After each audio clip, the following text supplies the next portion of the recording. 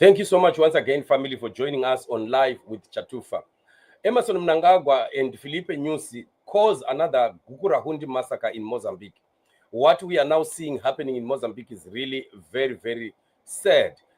We are seeing now the violence that is perpetrated against the masses of Mozambique beginning now to be totally out of control, especially from the security forces. You see, Mnangagwa is the causal agent of what we are seeing happening in Mozambique. If Mnangagwa had not interfered in the elections of Mozambique, if Mnangagwa does not see his survival basing on other liberation parties holding on to power in the neighboring countries, we wouldn't be having the kind of problems that we are seeing here. You see, Zimbabwe has been interfering in Mozambique for a long time. You still remember that the military was once sent to Mozambique some time ago, and to fight a war there in Mozambique and things like that. And Mozambique has continued to be like more of a puppet of ZANU-PF for a very, very long time. And they've been relying on ZANU-PF advices and things like that. And that is the very same thing that we continue to see happening. No matter whoever comes in power from both sides, whether from Frelimo side or from ZANU-PF, they will still continue to connect as, brother, this other brotherhood of theirs. And the same applies for also BDP, same applies for ANC as well as SWAPO. So we continue to see that this has become more of a cancer in the region. And the same things that ZANU-PF and Mnangagwa did of, just massacring people, just killing people, just like that. We are seeing it happening in Mozambique. And who would refuse that Mnangagwa has a head there?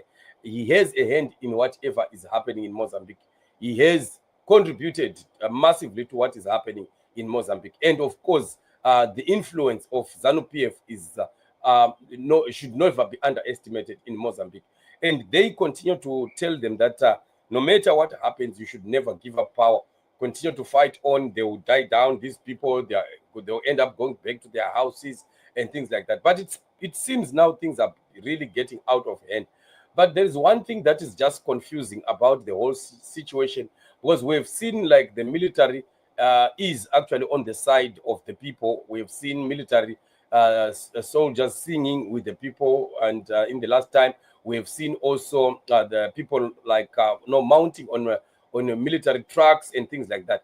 But then we are confused now today to see a car that looks like a military one that did an unbelievable thing and hit a young woman just by the middle of the road.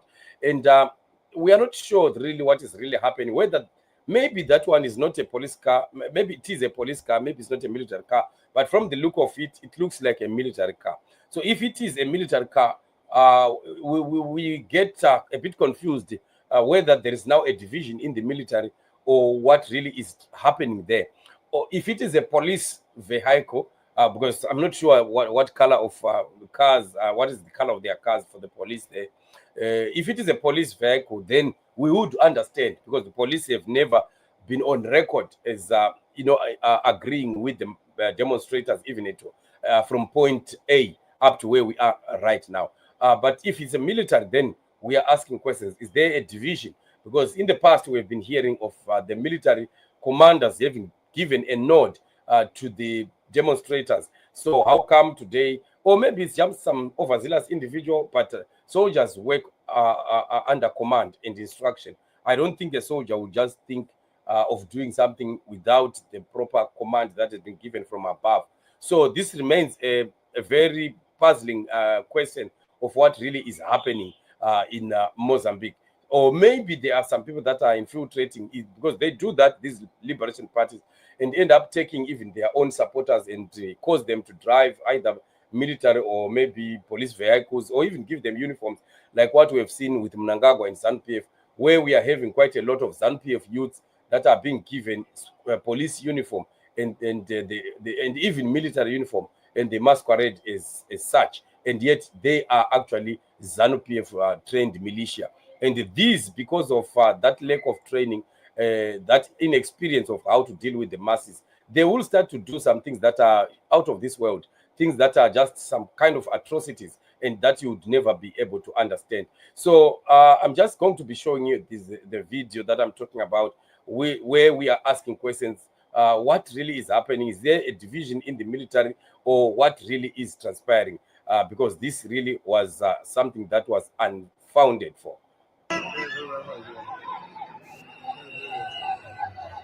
Let's look at that.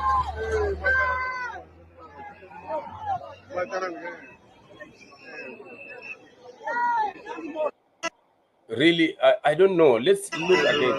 I want to check, but that looks like a military vehicle. From the way that it looks like a military vehicle. Now, that's where we are saying we are not now sure what really is happening. But this is what we are saying, that Mnangagwa and Nyusi really have created a disaster in Mozambique. The same way that Mnangagwa has quite a lot of blood hanging over him. Because of what he did during the Gukurahundi. And we are like seeing another Gukurahundi where people can decide to kill people, to kill innocent civilians willy-nilly, no, without even thinking twice. And that really is very, very wrong. It's wrong for our countries. And this is why we are saying that God will never allow Frelimo to triumph because of such things. You can't do such things and you expect to get away with it, and you expect God to fold his arms and just let things continue like that. You might oppress the people of God, yes.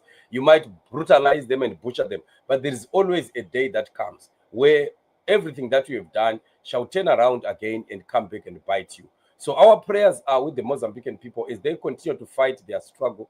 And we are saying we are with you, Mozambican people. You are never alone. We are praying with you, and we are believing that change is definitely coming to Mozambique. We are believing that Frelimo is going to bite the dust in this season. We are believing that Nyusi, since we have already seen Nyusi fleeing from his presidential palace, it's a sign that the struggle is getting hotter and hotter. Aluta continua, Mozambique, aluta, aluta, aluta, until freedom is certain. And indeed, we know that you will come out victorious. And I know that the season for change in Southern Africa has come, and everyone is in agreement. We are all in agreement, knowing that God is in it, and freedom for Africa, for Southern Africa, is coming. Thank you so much, family, once again for joining me on this show. We will continue to be giving you many more shows. There is yet another show coming after this very one. Otherwise, remain blessed. Shalom and shalom.